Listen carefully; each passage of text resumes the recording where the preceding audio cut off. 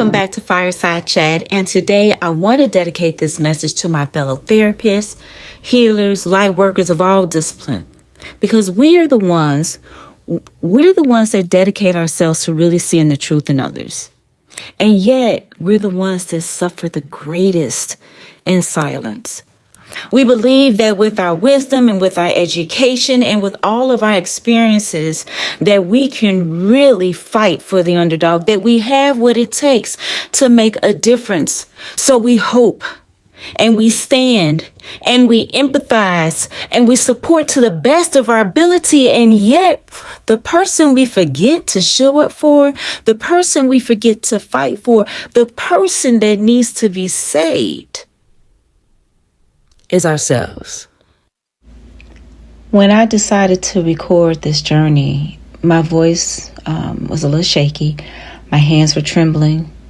And that moment really scared me because of the old programming that I told myself.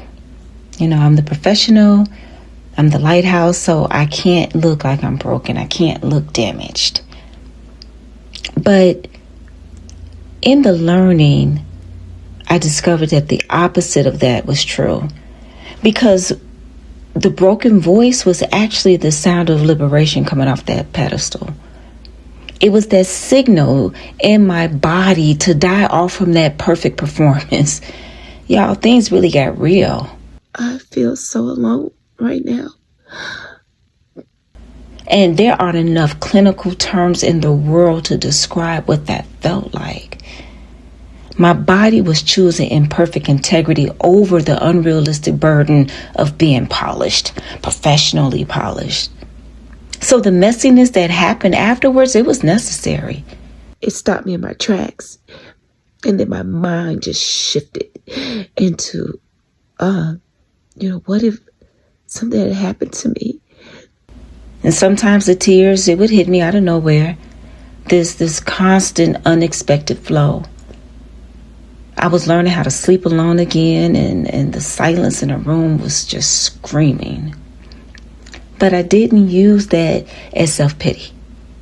I was gentle with myself because I was mourning the loss of a dream, but also I was consciously trying to make room for a future that was defined by uncompromised capacity and peace.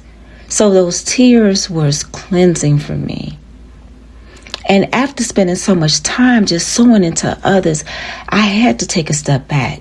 I had to dedicate some time for my own energy, to nurture on myself and to love on myself. And that's when I created this routine that became sacred for me. It was a non-negotiable for me.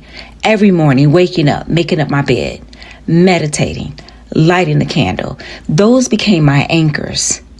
And it was an act of self-compassion for me to connect to my breath way before I would allow the outside world to even enter a thought into my mind.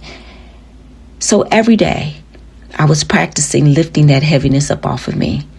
Not in large gains, but in tiny, steady steps towards my own sovereignty. I was building stability from the ground up. What about you? What's your core pain? What's that pain that you're still trying to hide to maintain the facade of strength? What is that one boundary that you're going to set this week to start prioritizing your own healing capacity? The strength is not in your steady tone, but it's having the courage to even share the trembling tone. No, your vulnerability is not too messy. It is the ultimate source of your professional authority. It is the ultimate victory to loving yourself. The Fireside Chat is open, and we're ready for your release.